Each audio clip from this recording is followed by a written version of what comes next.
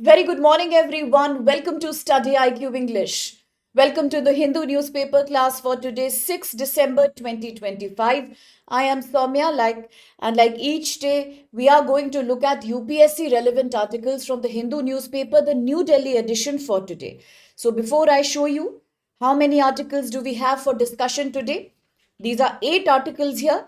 I would really like to wish, welcome, and bless each one of my dear student here. So, very good morning, aspirant Terukula, Priyamvada, Rose, Sitaram, Ramu, Niharika, Anoop, Amarjeet. Very good morning, each one of you, my dear. Hope you're all doing good, and let's look forward to a super interactive, a super enthusiastic, and a lot of learning oriented session today as well. If you can see on your screen, I have selected about 8 articles from the Hindu today.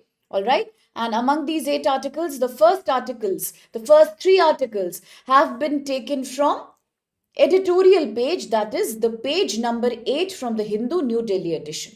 So first 3 are editorial and the remaining articles are then more prelims oriented articles. Let's have a look at the first article, page number 8. It's the main editorial. It says a growing shadow over digital constitutionalism. So let's understand the concept of digital constitutionalism. That means it's a perfect blend between GS paper 2, polity and governance, constitutional morality, and GS paper 3, science, technology, and digitization. And before I start, once again, very good morning, Bulbul Sumed. That's very good to know. Katyaini, it's your first class. I welcome you, dear. Hope you really benefit from these lectures and the beautiful community that we have been able to build on the platform. Very good morning there. Kojumba is here, Neelam, and Terukula. Yes, I already met him. Sakshi. All right. Digital constitutionalism. Let's break that down now. Okay, so what does this article say? As I said, a very important thing is to do a quick topic mapping. And if you do a topic mapping, yes, this is a blend between GS paper 2 and GS paper 3. Why GS paper 2? Because we are looking at Indian constitution and the principles of constitution, such as liberty, fraternity, equality, brotherhood, sovereignty. And why GS paper 3? Because we are looking at the digital age. How do you apply all these values of Indian constitution in a digital format? Because now the world is becoming highly digitized, right? That's the topic of this article. Now let's start what has happened. The case in picture is the Sanchar Sathi app. All this discussion is happening because of the Sanchar Sathi application, which was in the news the whole of last week. So now what does the article say? Let me break that down to you. Yes, Terukula, it is an editorial.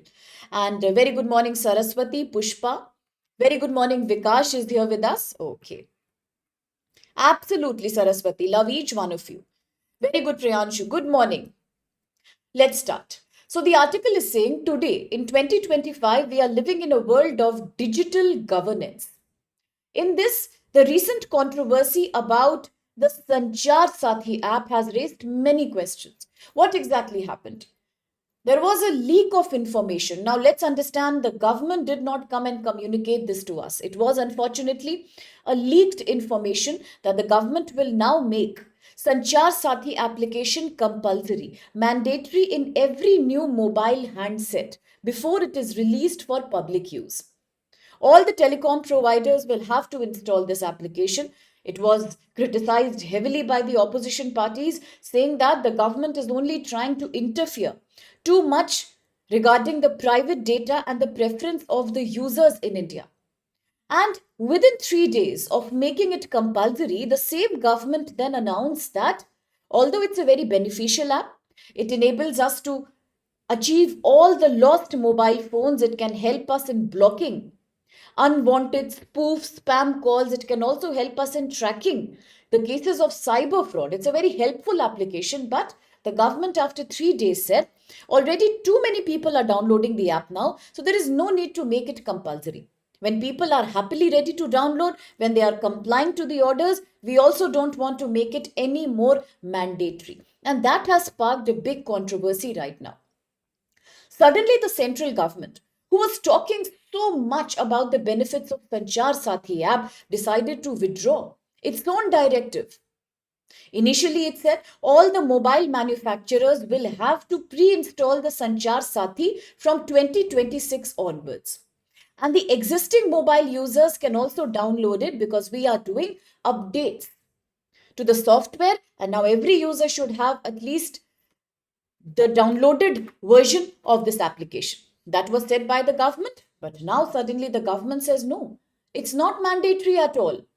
Within 48 hours, the central government reversed its orders. Do you see that? Do you see that here? Yes, Vikash Sanghamitra, do you see that? Everyone else? Very, very good. Absolutely. Very good. Thanks for reminding us that. Maneka Gandhi case 1978. The due process of law. Absolutely. Versus the procedure established by the law. Absolutely. That comes in the picture here. So the same government who said that no, you have to install Sanchar Sathi from 26 onwards in every new mobile phone suddenly, in exactly 2 days, 48 hours reversed its own order and said, no, there is no such compulsion needed. Why? Why did the government reverse its own order? The government says there is so much opposition coming from critics about data privacy. Yes, Vikash, it is about data privacy.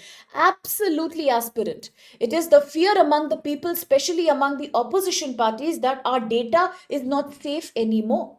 And therefore, the government decided to take back the order, making it mandatory. Government says there is a criticism about data privacy. There is a lack of clarity about consent mechanism. Plus, there is also a concern that government may do a lot of monitoring and surveillance, and also about unlimited data storage. All these issues came in the picture. The government decided to cancel the order, but this is what people are feeling. This is what you and I feel. This is what most of us are feeling, that the government decided to cancel the order because of opposition party criticism and the danger of surveillance and data privacy. But that's not the real reason.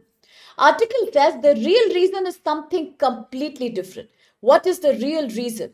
Yes, Kojumba. One reason is the DPDP Act, the Data Personal Digital Protection Act 2023. We agree.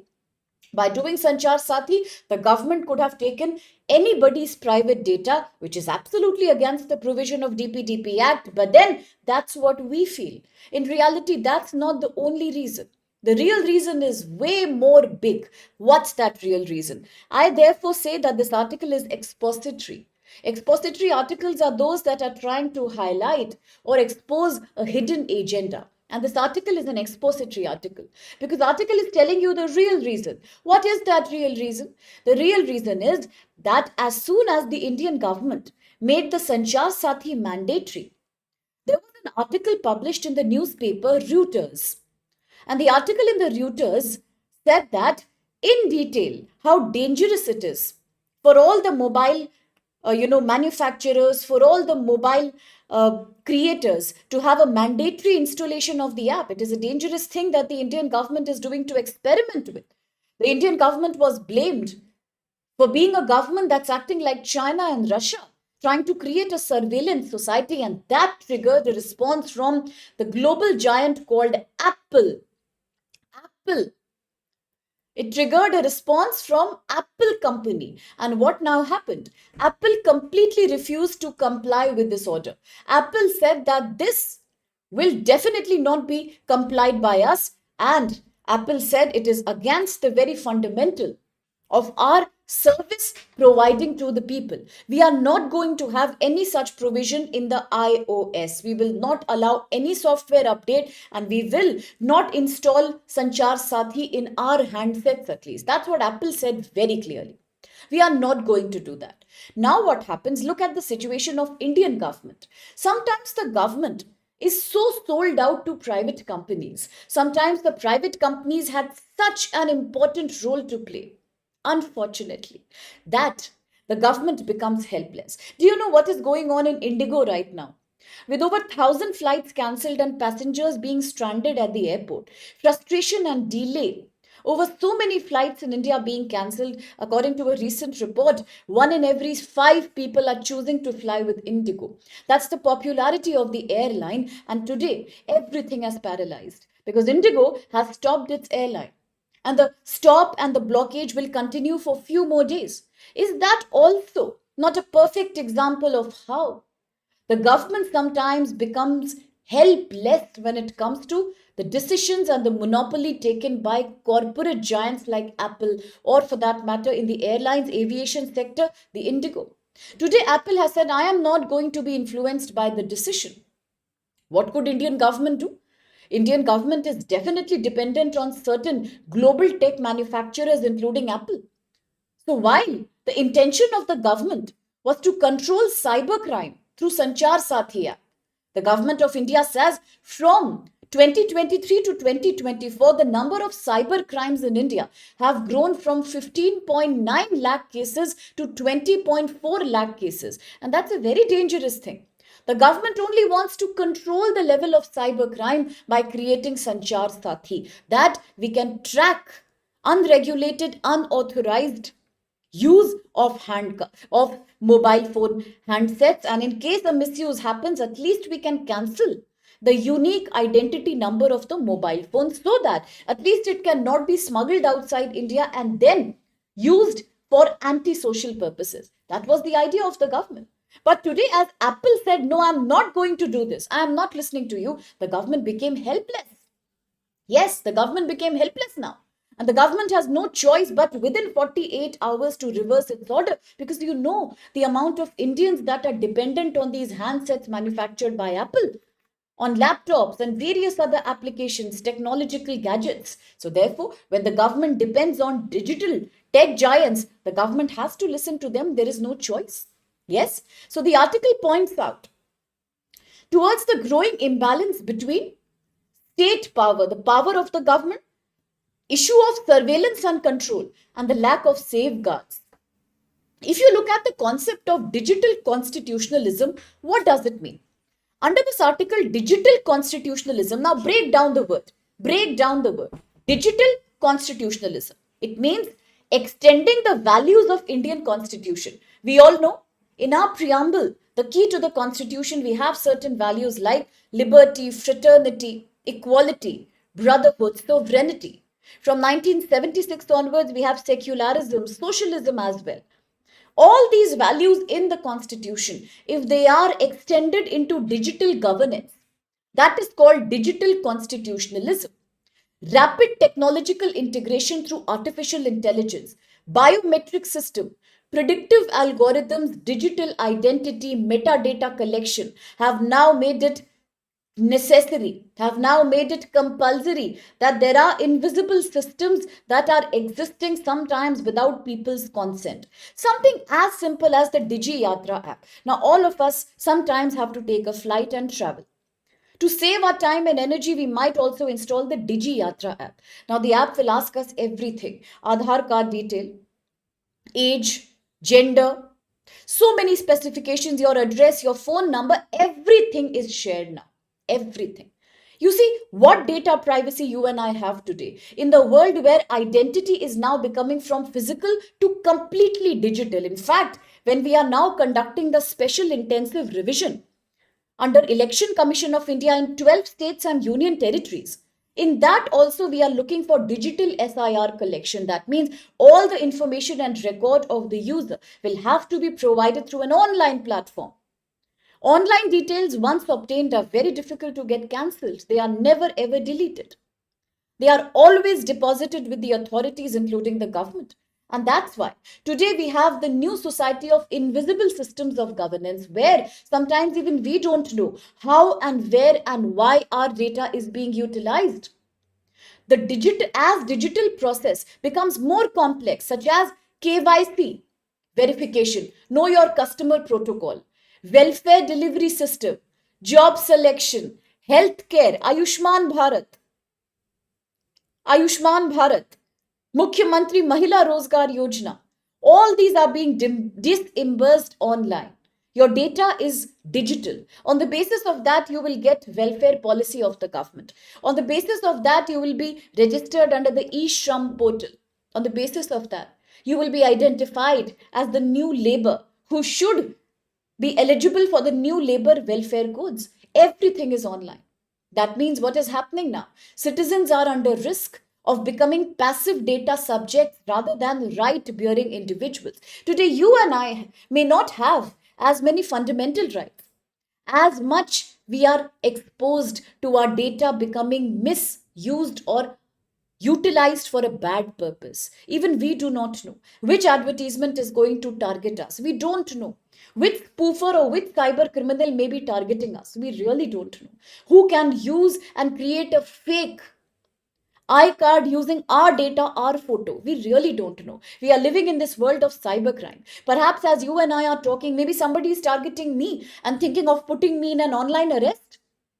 Maybe somebody is thinking of spoofing me by telling me that I have committed some crime and giving me fake proofs so that I will believe that person. After all, the crime that is making people under online arrest, taking money from them, fraudulent investment scheme, promise of job that is fake, all that is so common now because our data is right there in public and it can definitely be misused by so many authorities, legal and illegal. Now, this is a fundamental paradox. This creates censorship in society. This creates a dangerous society where we may not know that we are being surveyed, but this is a surveillance society. Where are you living in privacy? Where is your privacy today? It's not there. Modern surveillance is not about police coming and knocking at your door. Or police stopping you and asking you, okay, show your PAN card, show your Aadhaar card. No, that's called active surveillance. That's not happening with us in India. But in any modern society, yes, we are experiencing hidden surveillance.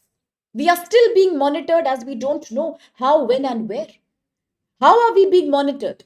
Silently through metadata tracking, silently through facial recognition, behavioral analytics. Have you ever wondered why do you get different advertisements? Now, as I can give you an example, now my dear Terukula, he may be targeted through an advertisement perhaps for certain different kind of books and notebooks. Or if I say Kelvin, Shekhar or Ramu, maybe they are getting targeted advertisements to buy something else. Maybe some kind of AirPod, or maybe some kind of a digital ebook, or maybe something else, some other equipment. Why is every individual getting targeted in such a customized way? There is something I need today. Maybe I really need to buy myself a set of new headphones. And I'm amazed to see that every day my emails, every day my social media, even my Chrome, even my basic search engines are being targeted through absolute preference based, very good Ram, preference based algorithmic ads. Why do they know and how they know what am I looking at? They will give me 1000 options to choose from. That's the kind of surveillance society that I am living in. I don't realize that, but I am very much a part of that. Here you and I are data subjects, not active right bearing individuals anymore. Our behavior is being tracked. Our desires and aspirations are being tracked. Our food and consumption patterns are being tracked. Absolutely. And that's the problem because our location is also being mapped. This creates censorship. It has a chilling effect on speech and dissent. It undermines democracy. Today, you and I sitting in my house may decide to criticize somebody on, say, X, Instagram, Facebook. I may criticize somebody openly. I may criticize the government.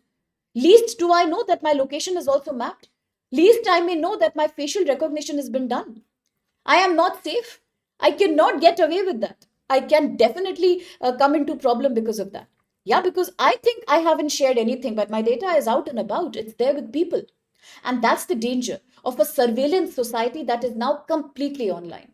So that is the logic of that's the logic of digital constitutionalism. That now everything has shifted on a digital mode. So don't we need the same principles of constitution even online? Otherwise, what happens? We are living in a jungle Raj. We are living in a wild society where online we are absolutely a part of a bigger surveillance ecosystem. Although Indian constitution gives us a fundamental right, the right to privacy, that's a part of Article 21, the right to life, the 2017 Puttaswamy judgment, the Digital Personal Data Protection Act 2023, all they are there on paper, but they are weak because the government has broad exemptions. The government can not only track encrypted chats that you and I are having on WhatsApp, Telegram, any other channel. The government has access to various social media posts. All the access is available. The government has broad exemptions there. You and I are not doing anything in privacy, let me assure you. There is a weak independent oversight. There is a limited remedy that you and I as users have. The priority is given to administrative convenience and to national security. And in the name of that, user data becomes nothing. It has no value when it comes to right to privacy. Yes? So, what about the risk here? The risk is major because today it is not people who are deciding. A very good example, let me give you. There is a small yojana called Janani Suraksha Yojana. We decide in India that because maternal mortality is very high and young Indian women still give birth. Yes, in many states there is a norm of child marriage and young women give birth to children. They are way below 20 or sometimes even 18 years of age. Government decides to do Janani Suraksha. Janani, a mother. Suraksha, safety. The government provides some money and all the medical aid and all the hospital expenditure for the first child of a poor woman. Agreed? In any government hospital. But how will the government decide who should get this benefit? There are so many women in India. How will the government track who is the real beneficiary? How? Gone are the days when you and I will actually be identified by our real life problems. No, there is no particular dedicated body who will go house to house and start counting how many women are in the need of Janani Suraksha. No, it's impossible to do that. 1.4 billion people in India. How will we do that? Everything is done through algorithms. Algorithms are created. It is these all algorithms that are based on machine learning. This is not human learning. There is no emotion here. There is no emotion here. It is machine learning, algorithmic data. That will decide who is the real target of this welfare scheme. Eligibility for the welfare scheme will be decided through algorithm. Job shortlisting under Manrega will be done through algorithm. Policing will be done through algorithm. And all these systems are almost like black boxes. While they are doing everything online, they lack transparency. They lack accountability. They lack appeal mechanisms. A very good example of this is the Bihar fiasco of the SIR exercise. Why was SIR done in Bihar? Because the electoral voter ID list was absolutely problematic. There was hardly any real factual data being captured there. Therefore, we had to do SIR in emergency because online systems are good, but they are never 100% accurate. They will have black boxes. They will never have transparency. Tomorrow, if somebody is missed or somebody is getting harassed, what is the remediation mechanism? Where will that person go to ask help from? And all these create different problems with regards to transparency. Right people are excluded from welfare schemes. Some people are getting arrested outside India for crimes they have never done. Biased and faulty facial recognition outcomes, especially against women and minorities. Now there are platforms like Digi Yatra that also is raising a big question about privacy concern and ownership of data because there are existing laws are there, but there are gaps in that. Look at the Information Technology Act 2000 and new digital regulations. They are all focusing on the rights of multinational companies, rights of government, rights of platform. What about individual rights? What about your right and my right? Where do we get to ask this question that why are you taking my data and I don't want to take my data and I should have the authority that today I am not buying anything online. I want to cancel all my data that I had uploaded in that platform, whether it's Swiggy, Zomato, Amazon, Myntra, Flipkart, eBay, whatever. I should have the right to take back my data. I'm not having that right. It's not easy. I may delete my account, but the data is with them always. And that's the dangerous thing. I will always be a victim of that data targeting, whether I like it or whether I don't like it. So now that we are helpless and everything is happening through algorithm, at least let us cover it through constitutional values, such as establish independent digital rights commission. Citizens should have a separate commission for them called digital rights commission. What are our digital rights? While you and I, today if I ask in my class, all my brilliant students will tell me every fundamental right. I know you know that. You will tell me all the fundamental rights, but what if I ask, not only you, I ask myself also, what is my digital right? I don't know. I'm sorry to say I don't know. And that shows the hypocrisy of this society. Becoming digital and having a knowledge of your digital rights is a very different thing. So we need a separate digital rights commission. We need to have a judicial oversight of excessive surveillance that's being done by government or by multinational companies. We also have to restrict government surveillance to cases that are only absolutely necessary. So the law of proportionality should prevail. My data should be stolen only if it is a dire need under national security. No government and no multinational company has a right to mine and use my data for creating their own machine learning models. That's not correct. Today, they can take my data. They can say, let's take this data of a 29-year-old woman and we can create so many models and compare it with other demands of similar such 29-year-old ladies who are living in metropolitan cities in India. My data can be used and so many other women in India can be targeted on the basis of that. That's an abuse of my data. I never said yes for that. Yes, absolutely. And that is about the digital right. Absolutely, Ram. Very good. So we also need to have auditing and bias testing when it comes to high risk AI platforms. Ensure right to explanation and appeal when it comes to automated decisions. Enforce purpose limitation and strict penalties for data misuse. Promote data literacy as a democratic empowerment tool. Yes, in conclusion, what can we say? We can say that digital technologies are now the future. There is no denial to that. Digital space and algorithm and machine learning and AI determine our access to service, our access to welfare scheme, our political participation, identity and citizenship. So therefore, please control it through constitutional values like liberty, equality, transparency and secularism. We have to cover it through these principles because digital data is not about convenience. It should be about citizens' right also. And today, if we promote constitutional values in digital sphere, it will mean technology will remain as a tool to serve people. It will not be a tool to do survey and authority. We don't want to be the China and Russia. That one dissent comes and we try to kill that dissent. We don't want to be like that. And that's the whole idea. Now, quickly, let's have a look at the question. You read the question, I'll come to some comments here. Okay, that's a beautiful discussion. Ramu, Sanghamitra, they are exchanging some perspectives and I'm very happy to see that. Absolutely, Bulbul. They all take, bacha. They all take your data. You go and order a soft drink somewhere. Even he will ask you, give your mobile number, what's the OTP? I mean, it's very common now. Very good. The safe harbor, Vikash. Very good, Rameshwar. Good morning.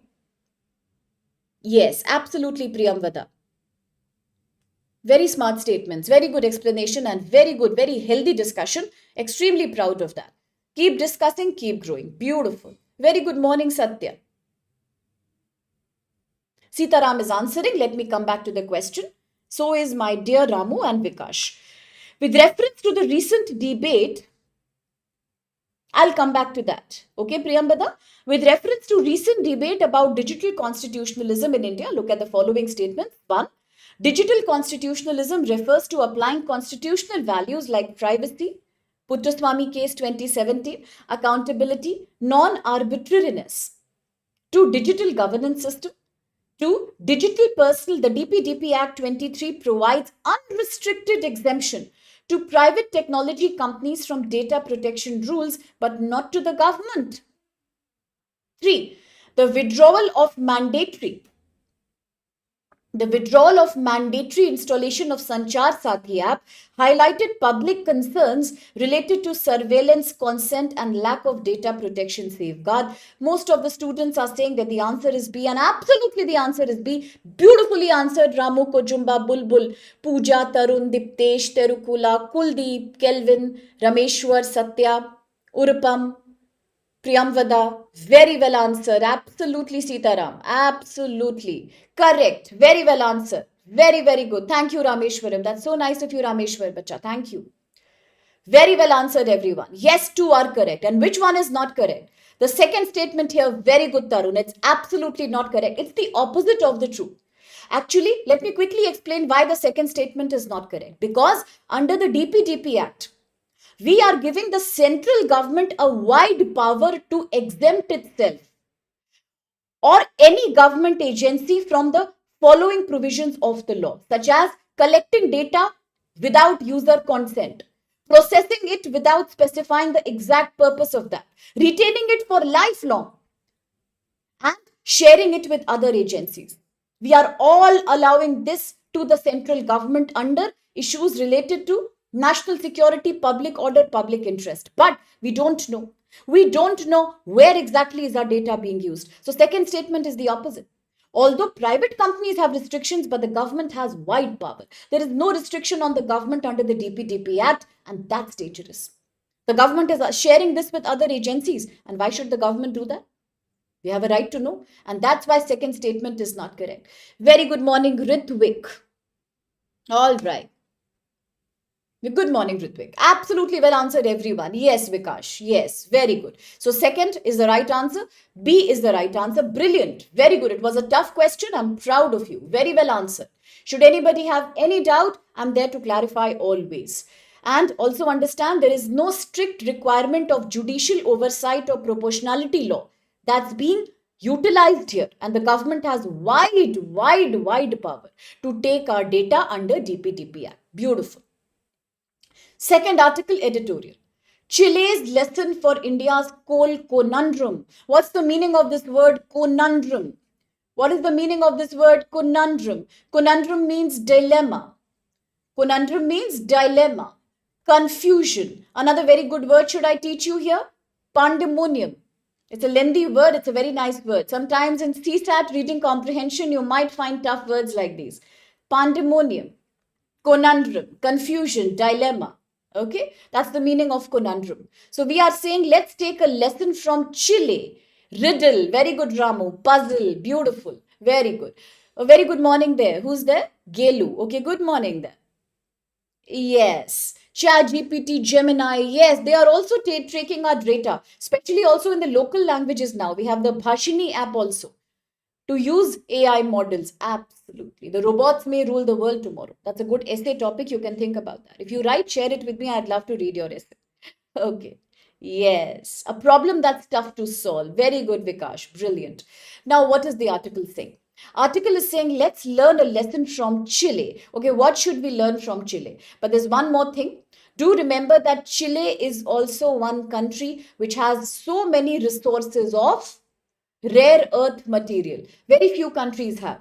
Australia, Chile also have apart from China. Now coming back to the article, what's the main point? The article is saying India is a country that has in 2022 submitted its latest national determined contributions and said that I am going to reduce my carbon dioxide emission to 45% of GDP. India also achieved a major milestone in about July 2025 as now half of our total installed capacity. Half of our total installed electricity capacity is coming from non-fossil fuel. That's a major milestone India has achieved. India is not only the voice of the global south, but also India is among those countries who, during the COP30 summit at Belém, Brazil, very proudly said that today we need more climate finance to adopt renewable energy and to mitigate the impact of climate disaster from rich countries like America. And India said, let's follow the basic architecture of Paris Agreement 2015 that's called Common but Differentiated Responsibilities, CBDR. India also said that by 2035, we need $1.3 trillion from America and EU. All the developing countries need that much money to move towards renewable energy. No, it doesn't. No growth. It doesn't. Absolutely, it does, Ramu. Absolutely, Rameshwar, it does. In EU, there is a protocol. EU customers' data cannot go out of EU, but for India, there is no such protocol. On paper, it is, but it does go out. Very good, Diptesh. Thank you for that. The countries that are leading in rare earth material. Now, these questions come in the prelim exams. So, I want every student to please focus for a minute. Please focus, everyone. What is Diptesh saying? A very valid statement, a beautiful reminder. Countries which are leading in rare earth material. Argentina, Bolivia, Chile.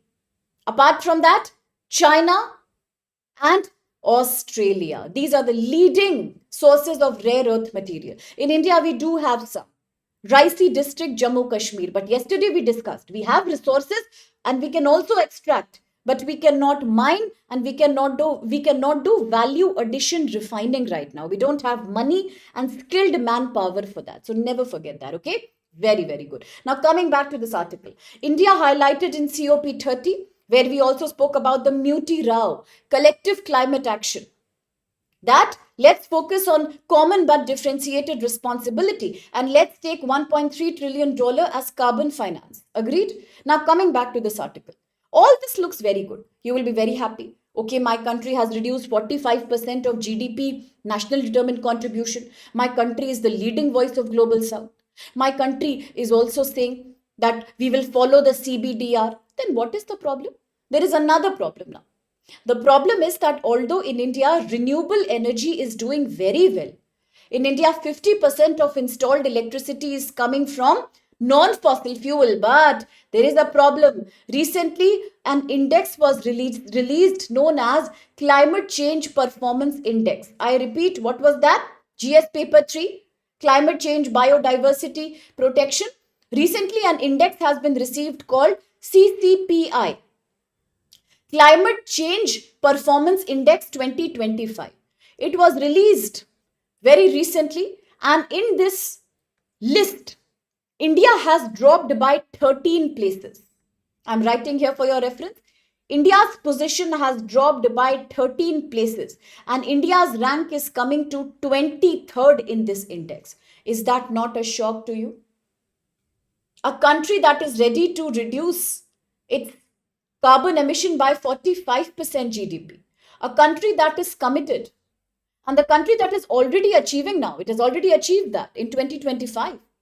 50% electricity installed capacity is already coming from non-fossil fuel. A country that's a leader of International Solar Alliance, created in 2015, Gurugram, the same country, has fallen down by 13 places in the recently released Climate Change Performance Index 2025. And now our rank, yes, absolutely it is. Yes, Gilu. And now our rank has come to be 23rd. Why? The question I'm asking is why? Let's find the answer in the article. The article is telling you that this is very shocking, yes. But the reality is, all this is happening because of India's strict dependence on the use of coal. India's dependence on the use of coal. We are not able to phase out. Phase out means stop using. We are not able to stop using coal. Despite rapid expansion of renewable energy, coal remains central to India's energy system. Today, we have a clear-cut trade-off. We have a choice between protecting jobs and cheap electricity on the one hand by using coal, and on the other hand, reducing air pollution, reducing climate risk, and reducing health impact. You see, it's a very painful situation. Even as I'm talking, it is causing a lot of anxiety to me. It is a very stressful issue. India has a choice now to stick with using coal or to completely phase out and stop using coal. What happens if we completely stop using coal? What happens? There is no energy security.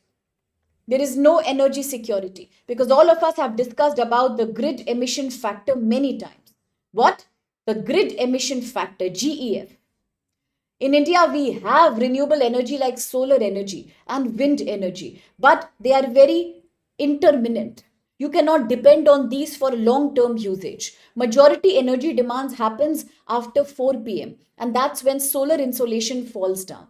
Most of the places experience heavy monsoon many months in a year. They cannot depend on renewable energy like solar energy. And when it comes to wind energy, India is a varied geography. Not all the areas received enough potential wind flow. Apart from that, to create wind turbine magnet, we need more and more rare earth material. That means more dependent on China, more import bill.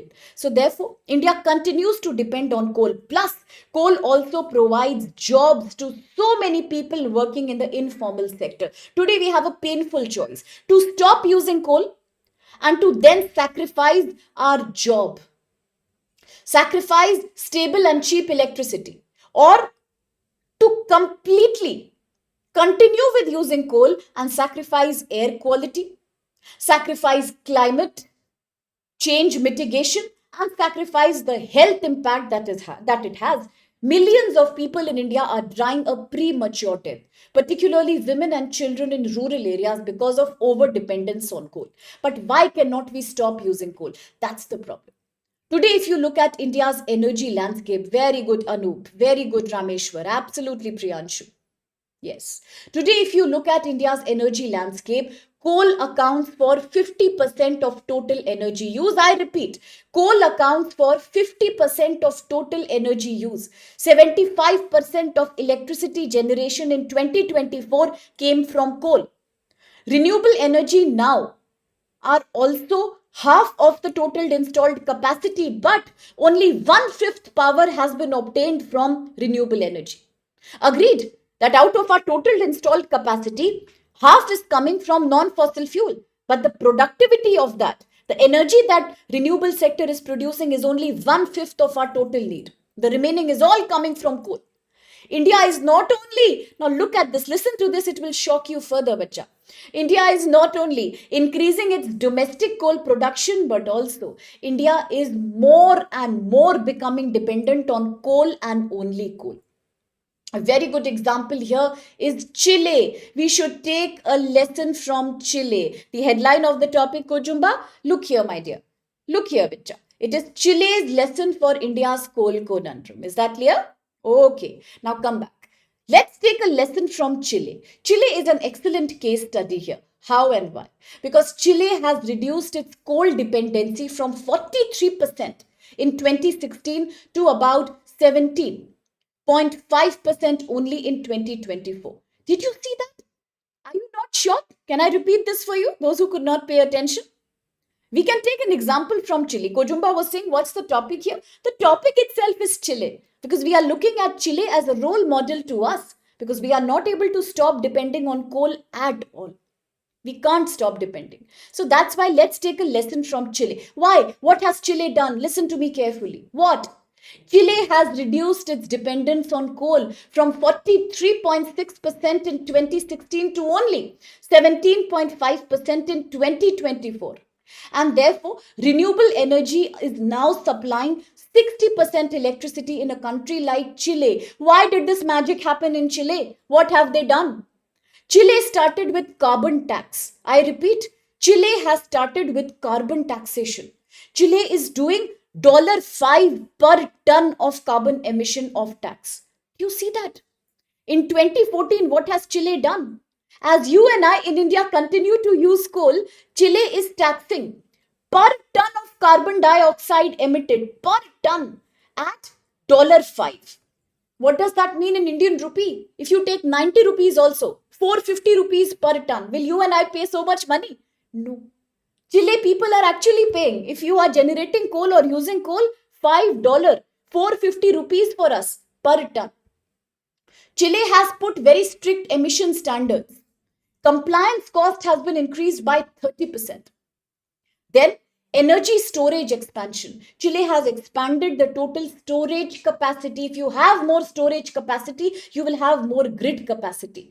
In case there is a lack of solar energy coming, in case there is you can say rainy weather or storm or cyclone, you still have a big storage capacity. You can depend as a backup on that. You don't have to use traditional things like coal, kerosene or petroleum. You don't have to. Plus, Chile is also now doing auctions to the private sector to adopt renewable energy. Chile is also committed to a complete phase out of coal by 2040. So Chile says by 2040, I will absolutely stop using all kind of coal completely. Yes, Rishi? That's what Chile says. Absolutely, Vikash. Yes, that's what Chile says. We are completely stopping coal by 2040. Chile has also benefited from few coal dependent regions. Early diversification of industries and faster reforms. What is stopping India? Why can't we make a transition like that? Because, as some aspirants were mentioning here, as some students were saying here, it is Jharkhand, Chhattisgarh, West Bengal, Odisha that have a heavy dependence on coal. We have a huge vulnerable workforce, the informal sector of the economy that gets its basic salary from coal mining, coal selling, and coal production.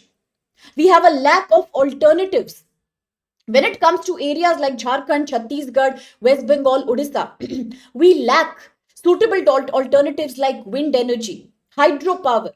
Absolutely, we lack renewable energy like solar energy panels. So therefore, India says we want to remove coal, but we are still not able to create a zero regret policy.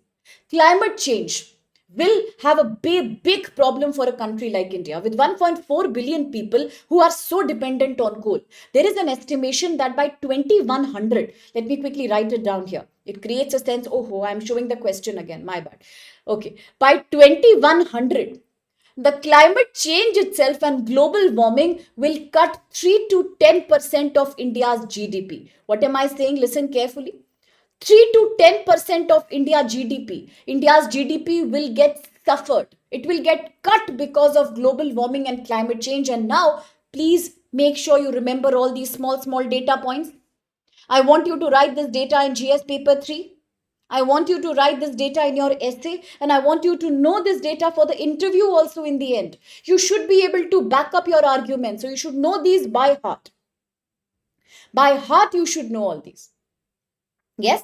So what happens? There is an estimation that says by 2100, because of climate change and coal dependence, India will lose 3 to 10% of the GDP. More coal power means increased local health impact, a greater impact of non-communicable disease on India's entire GDP. Healthcare burden is increasing now. Premature death is increasing, and that will impact our demographic dividend, young population bulge. More coal means more infant mortality, more child mortality rate. So how can we move towards decarbonization? How to phase out coal? One, expand and stabilize renewable energy. Allow private sector investment in renewable and give a heavy subsidy when it comes to solar pumps like the PM Kusum scheme that has also been expanded from India into Africa now. India is doing it for Africa, but we still need it in many other states in India. Highly subsidized solar pumps, highly subsidized rooftop panels, at least for local small scale industries. Electrification of transport and industry on a immediate basis. Also, we need to do carbon pricing, carbon market. Remove coal subsidies. As you increase more subsidies on renewable sector, renewable energy, remove and phase out coal subsidies. Clean your dispatching rules. Power procurement should be favoring our renewable sector. Reskilling the workers. Today we are worried that if coal is completely phased out, what happens to so many people who are getting income from coal mining? Please reskill them. Today India is doing a mission called 1000 Africa or 100 Africa mission, something like that. India is ready to provide skill to so many African youth. India is ready to provide skill to so many Pakistani, Afghani youth. Why can't we do a reskilling of our own youth? Those who are working in the coal sector, why can't we bring them under schemes like PM Vishwakarma scheme and many other schemes which allow them to learn some kind of skills so that they are employable in the formal sector in the first place? And today, why don't we also use public funds for doing welfare and education of these people? We should use the district mineral foundation funds to support economic diversification of coal regions towards renewable. And what's the conclusion of this article then? That despite so much renewable energy growth, we still lack a proper strategy towards decarbonization, a carbon exit strategy. Let's do that.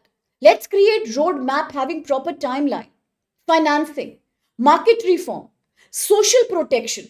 All these mechanisms are crucial, and we can learn from Chile here. If we also impose a carbon tax, at least on private sector, we stop giving subsidy to coal but give that subsidy to renewable energy like solar and wind and hydro. What if we reskill our population? Definitely we can learn from Chile and maintain a more carbon neutral ecosystem. Now, a very good question I want to ask before I proceed with the next article quickly. The question is, which is the largest coal producing country in the world? Quickly, please let me know. What's the largest coal producing country in the world? Absolutely, Vikash. Raniganj, thank you so much. 1774 West Bengal. First coal mine. Please, everybody, try to remember. Very important. Yes, Aspirate. We need to do that, aspirant. Phase by phase. Absolutely, absolutely. That's the right idea also. Very good, Ram. So, which is the largest coal producing country in the whole world? Is it US, is it China, or is it India?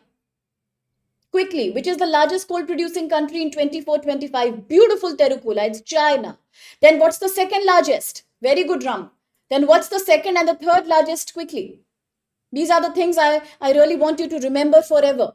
Yes, Priyanshu. Yes, Vikash Sanghamitra. China is the largest coal producing country in the world. Second, very good.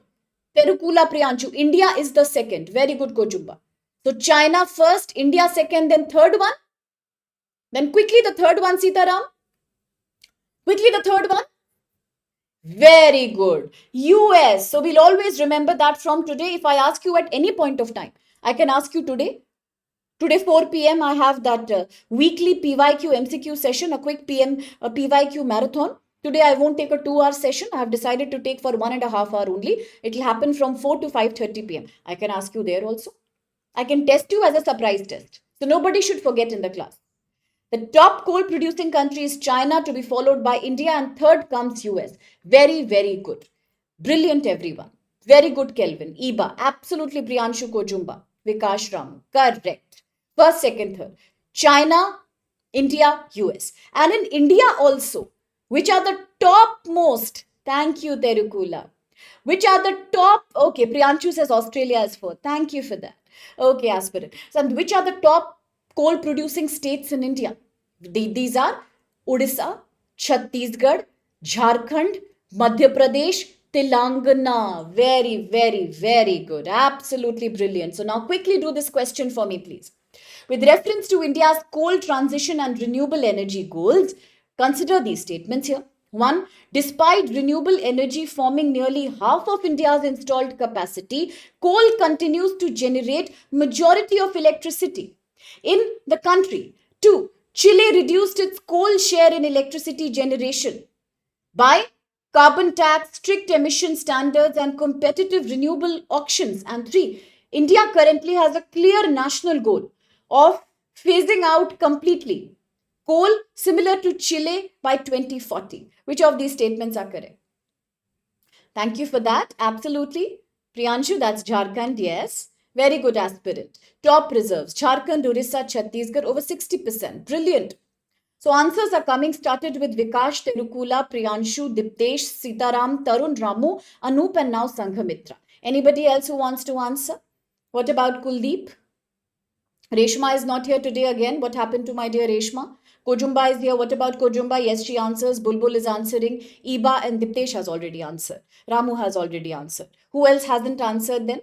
Kelvin is answering. Aspirant has also answered. So is your answer correct? Absolutely, there's no doubt. I'm so proud of all my dear aspirants. They can never be wrong. You are the brightest students I know.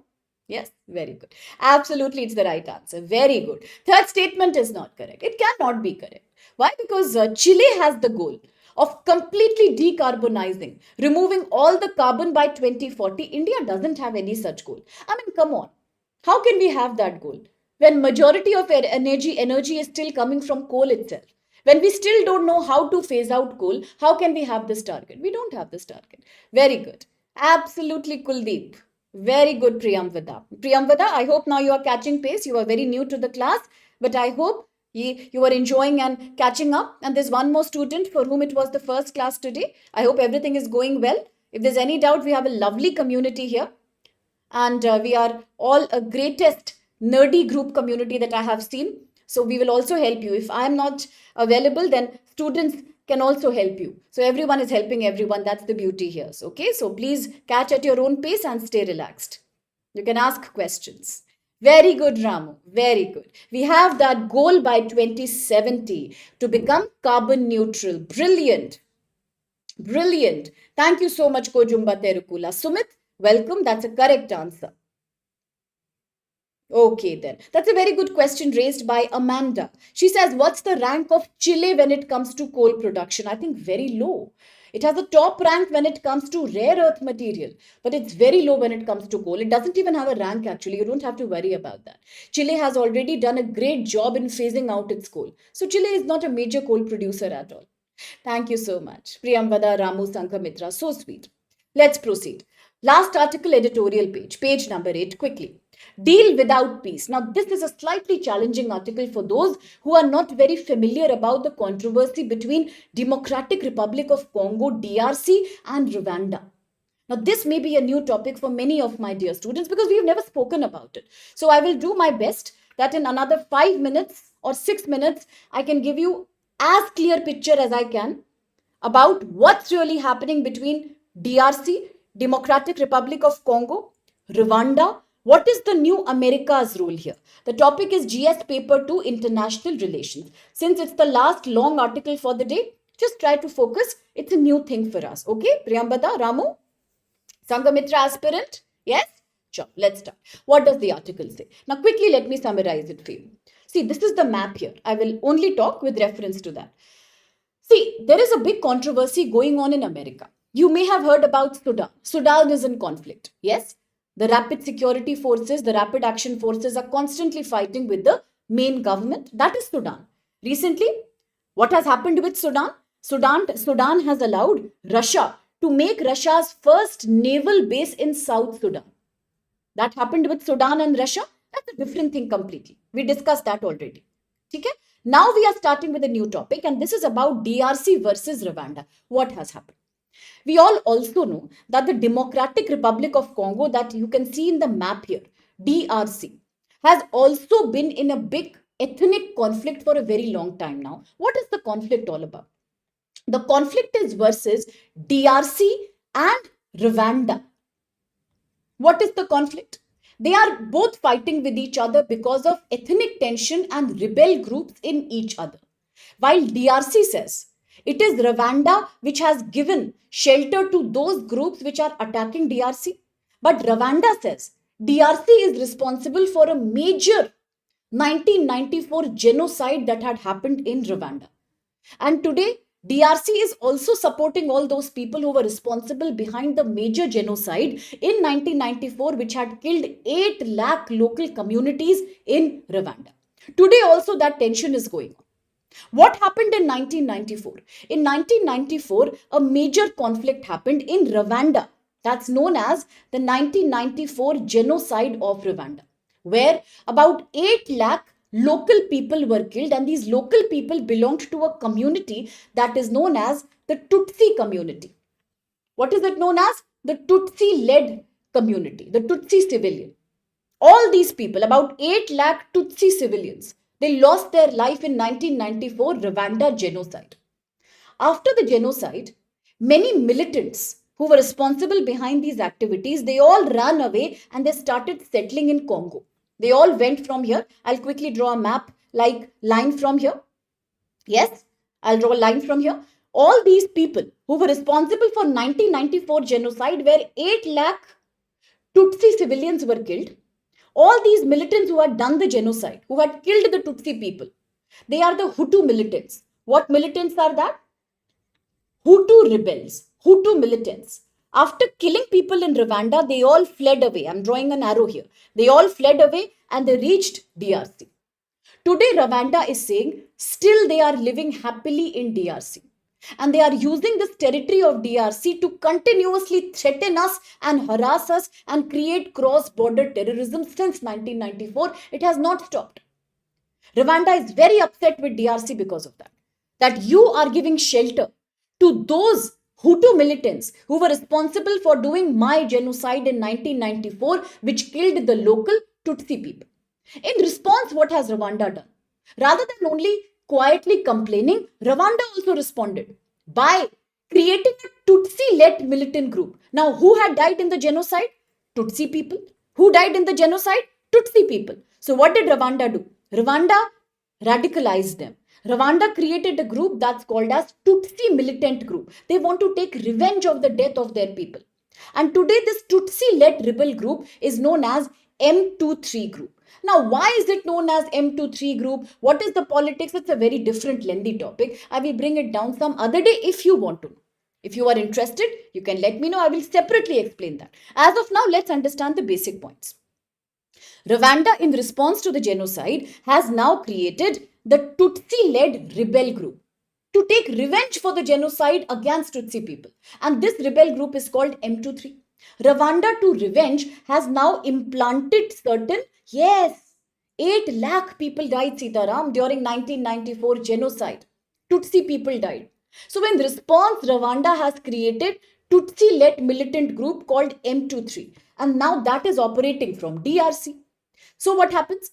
DRC tells Rwanda to stop financing M23 and to call them back, to remove the troops. While Rwanda says, why should I? Why should I remove the troops? You have done genocide on me. First, you should withdraw your Hutu militants completely, who not only did the genocide but still operate in your territory and keep on harassing us. And both of them are in Africa. We are talking about the great continent of Africa, the continent with the largest number of countries, about 54. That's Africa. Known for its Sahel region, known for so many countries that are constantly having civil war. And today we are looking at these two. What? Rwanda and DRC. Is that clear to everyone? What's the conflict? 1994, genocide happened. 8 lakh people died where? Rwanda. Who were these people who died? Who were these people? Tutsi civilians. Who killed them? Militants killed them. Where did the militants come from? DRC. Name of the militants? Hutu militants. Today, what is happening? The Hutu militants have done the genocide and still they continue to live here as terror organizations in Rwanda. Was Rwanda supposed to be quiet? Will it be quiet? No. So it started financing a Tutsu-led military group called M23. Now it is operating from DRC. The conflict is still going on. Both of them keep exchanging conflicts. There is military war, there is a coup, there is ethnic tension, Hutu versus Tutsi, and complete distrust between these two countries against each other. It's very natural. Both of them have accused each other for dehumanizing, terrorizing people, starvation, death, hunger, everything. Now who comes? Now who is making a guest appearance? That I want to hear from you. Yes, Ramu? Yes, Ramu? Diptesh Vikash, your favorite. Now who is coming? You understood the conflict? DRC versus Rwanda. It is happening since 1994. Now somebody is making a guest appearance in this. A great personality. Who is that? I want to hear from my students before I continue. Yes, very good, Vikash. Absolutely. Brilliantly said. Who is making a guest appearance in this? Very good, Tarun. Now, your favorite President Trump is coming. And what does he say? He says, let's create peace. Very good, Vikash, aspirant, Anup, Ramu. Absolutely. Ramu's favorite annoying Uncle Trump is coming. And what does he say? He says, I want peace between you two. Guys, please make peace. So President Trump today has now announced a peace agreement between, yes, he has announced a peace agreement between DRC and Rwanda, and he says it's a great diplomatic success for me. Just like Israel, Palestine, just like Ukraine, Russia, now I am going to create peace between DRC and Rwanda, which nobody has done in history from 1994. Today I am doing that. Yes, Vikash, now Nobel Prize is pakka. Nobody can snatch that. I will create peace, he says. And what has he done recently? Recently, he has called the leaders of both the country. Mr. Felix Tshisekedi from DRC and Mr. Paul Kagame from Rwanda. Both of them have been called on the table. They were asked, guys, make friends, full stop. I won Nobel Prize. You have to make friends with each other. That's it. What happened? Both the leaders are scared of America. They are praising him. Long live President Trump. Long live President Trump. Yes, sir, we will do some kind of peace. But now the article is saying, is it possible in reality? Is it possible? From 1994, two people are bloodthirsty against each other. There is every kind of hatred, racial, ethnic. Today, a third person comes as, guys, make peace. You will say, okay, thank you, we'll make peace. Yes, sir. Yes, boss. Is that how the relations work? Is that how foreign policy works? Both the presidents out of America's hesitancy are now appreciating this. Now, what is the real reason behind President Trump suddenly wanting peace between these two countries? One reason is clear, Nobel Peace Prize. Another reason is clear, he wants to win the competition against China and Russia. But there is a third bigger reason. Listen carefully, everyone. The third biggest reason is that DRC, Democratic Republic of Congo, has one of the largest mineral rich areas in the world, largest reserves of rare earth material. For President Trump, if he gets a foothold in DRC, it means access to Eastern Congo. And Eastern Congo is an area, as you can see here on the map, Goma, South Kivu. These are regions that are rich in cobalt, lithium, coltan, gold, rare earth material. All these are important for electronics. All these are important for defense technology. All these are important. Very good, Diptesh. 70% cobalt, the blue material. I told you the children work in these mines and their hands are becoming blue. That all comes from DRC right now. Yes? So this means President Trump will get a smooth access to these places without having to depend on China. And now you see, I'm predicting today. I am predicting to you, if the deal works, again he's going to have the same negative attitude towards China. Today he's doing China, China, China all the time. The G2 summit, everything will get negated because his purpose will get solved. He will get everything from DRC now. And all these technologies will improve US defense capacity, EV sector. Once again, give US an upper hold in the case of rare earth material, for which it is constantly begging China, by the way. So in return, what is he saying? President Trump is saying, you guys make peace with each other.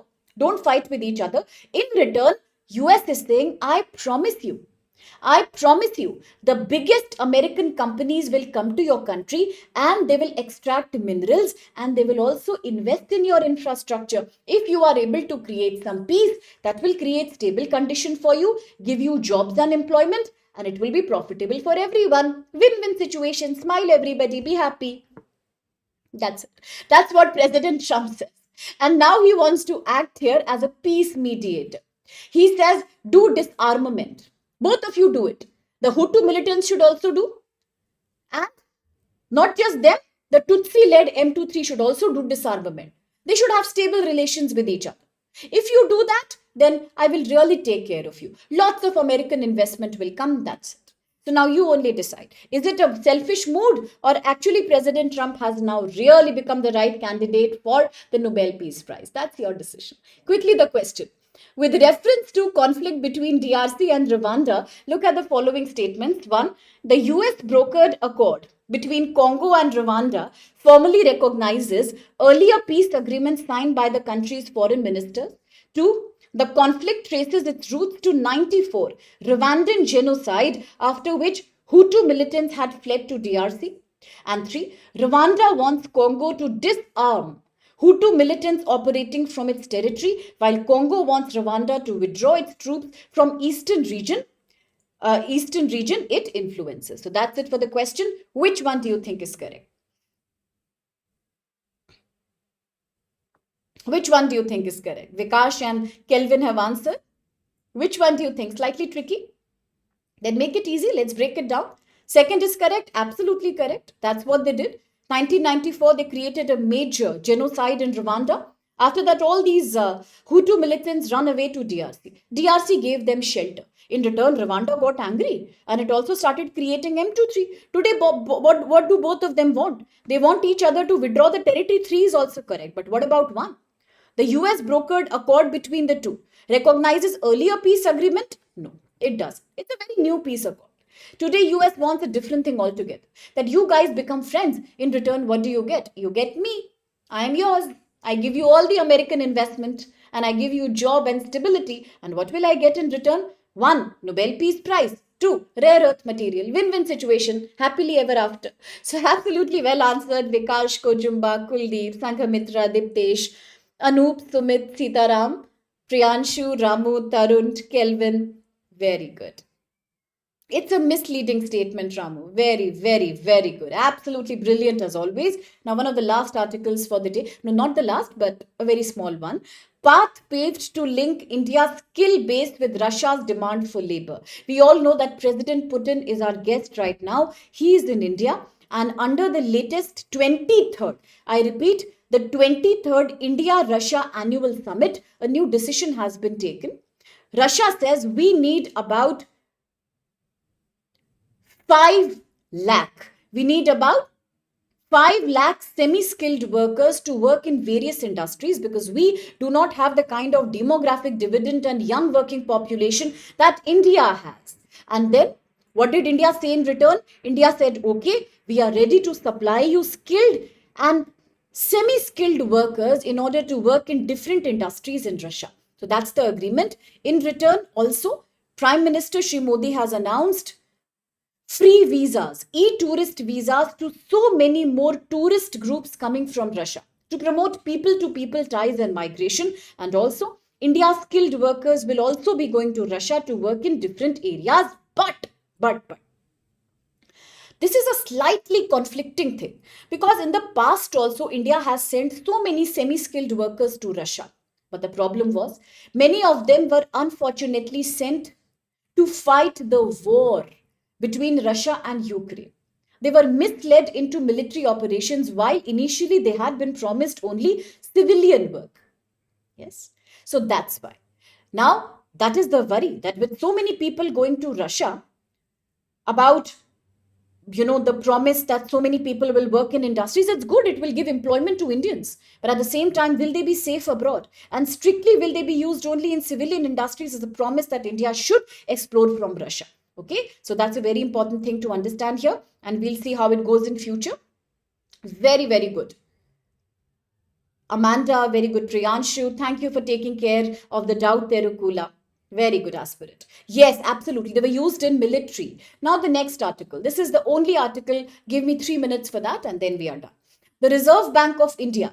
The Reserve Bank of India, India's apex central bank, has now decided to purchase government securities. And this is known as open market operations. It's a very important economics concept, GS paper 3.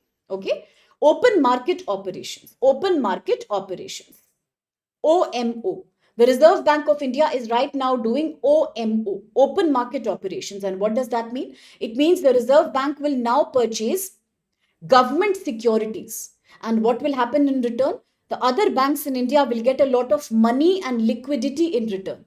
It is badly needed at a time when, one, India is getting impacted overall in the export sector because of US-led tariff, and two, because recently India's currency has also become depreciated as compared to American dollar. It's touching about 90 rupees per dollar. The Reserve Bank says it's not a matter of concern really, and currency ratios keep fluctuating. It's a normal market tendency, but still, in order to propagate more spending and more comfort, more money and liquidity to the banks so that they can lend more money to people and they can give more loans, and people can also have a high domestic demand. The government, the Reserve Bank of India, has taken a decision today. Now, let me quickly summarize the article. The Reserve Bank of India has announced that it will conduct open market operation, OMO. What do you mean by that? What does it mean? It means when the central bank or the RBI decides to purchase government securities from the market, and in return, it will give central banks liquidity or cash. And how will it help the banks? The banks with more money can lend more money to people. And then what happens? If people have more money, their purchasing power is more. And then what happens? Domestic demands become better. Today, after the export shock that we got from tariff, the major reason behind a stable GDP in India is domestic demand. There is internal demand that is very good. So therefore, to promote more fluidity and money in the economy, today the RBI is purchasing many government securities, many government bonds of about 1 lakh rupees. 1 lakh rupees crore. How much? 1 lakh rupees crore. While 50,000 crore will be already purchased on 11th December, the rest will be purchased in the remaining half of the month. Now, the government will also, the RBI will also do a US INR swap, an Indian currency versus American currency swap of about 5 billion US dollar. What's the purpose behind these things? The purpose is to put more money, more liquidity in the economy. Now, all the debate goes back to the tariff period. As the American president in May had announced 50% tariff on India, we all know that certain export sectors in India that are labor intensive sectors, which give massive employment, textile, apparel, footwear, carpet, toy, all these electronic goods, they started suffering because too much tariff was there, so they were not competitive in American market. We thought it will impact our GDP in a major way. Yes, it did create a trade deficit. In October, we saw the highest ever trade deficit. But then Indian government started exploring new markets across the world. And how did RBI respond? RBI responded by doing two, three steps. RBI also expanded the cash reserve ratio. RBI worked on its repo rate. RBI started putting more money with the other commercial banks in India so that domestic demand should not suffer. At a time when exports are suffering, at least domestic demand should be high. And today, this move has also been making very good aspirant to put more money in the system. Why is it important? If there is no money in the system, why will people purchase? New Year is coming. Sale time is coming. If people have no purchasing power, who will drive the domestic demand? If domestic demand also declines, one, there is a pressure of inflation, excessive supply, and no demand. Reverse inflation. Second, if there is no domestic demand, how will economy sustain itself? Already export income is suffering. We need a strong domestic demand. For people to have money, the banks should lend them money. That needs liquidity in the system. That's the purpose here, to inject more liquidity so that economy can function smoothly. So the RBI governor, Mr. Sanjay Malhotra, has said the central bank will continue to supply liquidity into the system so that currency and money keeps on circulating. We need the domestic demand to be up right now because the challenges are coming from export sector in a big way. Also, when there is no enough money, then what happens? Borrowing, lending, as aspirant is saying, demand for products, it all declines. That will definitely impact our GDP. So that's the purpose. Today, Reserve Bank has decided, therefore, to do two things. One, to buy more government securities, open market operations, so that central banks are full of money, so that people get domestic demand, they get purchasing power. Second, to do INR USD swap, because recently the rupee has depreciated. Very good, absolutely, Sitaram. Now $1 equals 90 rupees. But RBI says it's not a matter of concern. Definitely it can make imports more expensive. It can make Indian exports quite cheap outside. But then export tariffs are equally there to offset that problem. So therefore RBI says nothing to worry at all. RBI has no intention, I repeat, listen carefully, RBI has no intention to fix any targeted rupee rate. RBI will not fix any targeted rupee rate. Let the market decide. If it's 85 rupees, 90 rupees per dollar, it's okay. It's a short-term fluctuation. It will settle down. RBI is not going to fix it at a definite targeted rate. RBI will not do that. It will be determined by the market. And US tariff has had an impact. In October, we had a great trade surplus. More import, less export. But it is only short term. The domestic demand is very good right now. Indeed, some export sectors have lagged, like textiles, seafood, leather, gems and jewelry. But the government is then announcing so many relief packets to our exporters, diversifying markets, signing free trade agreement with 4 countries of Europe, TEPA, Liechtenstein, Switzerland, Iceland, and which is the fourth one? Iceland, Liechtenstein, Switzerland, and which is the fourth one? India signed a TEPA. Then, what did India do? India is also reconsidering enhancing its trade with RCEP, Regional Comprehensive Economic Forum, as a part of ASEAN. India is signing FTA with UK. India is also trying to sign another fresh deal with countries like China, Australia, Canada. All very good, Vikash and Diptesh. Norway. Very good, Norway. So all that is being done today to diversify market. If we can't export to America, we can export to many other countries. EU is a great sector for India. Saudi Arabia, Middle East is a great sector. So nothing to worry. Nothing to worry. RBI says we will take care of all that. The depreciation of currency also and the tariff problem also. So quickly the question. Very good, Sanghamitra Ramu. It is Norway. Very good aspirant. Switzerland, Norway, Liechtenstein and Iceland. Very, very good. The students who are new in the platform, don't worry. Because we repeat it so often, you will get a hang of it slowly. There's a question, please let me know. With reference to RBI's recent liquidity measure and monetary policy, look at the following statements. This is the last question for the day. 1. RBI announced open market operation, the purchase of government securities worth 1 lakh crore rupees and a 3-year USD INR swap of about $5 billion for more liquidity in the system. 2. RBI targets a specific exchange rate. Think carefully, think again. Think carefully, think again. RBI targets a specific exchange rate for rupee and intervenes directly to maintain it at a fixed level. And three, the impact of recent US tariff on India is minimal because Indian economy is largely domestic demand driven, although certain sectors like textile, gems may have been affected. So Vikash, Diptesh, Priyanshu, Sitaram, aspirant, Kelvin, Sanghamitra, Ramu, Aktopam, Rishi. Is that the correct answer? Are you sure, Rishi? Are you sure, Ramu? Absolutely, you are right. We should always be sure and confident when we know we have understood the main concept. Brilliant. So, Sumit, Tarun, very good. Second is not correct. Very good, Kelvin. RBI says I'm not going to fix it at a definite level. Let it be determined by the market. Don't worry, it's a short term fluctuation. By pumping in more liquidity, I'm making sure domestic demand will always be on the upward side. Making C the right answer.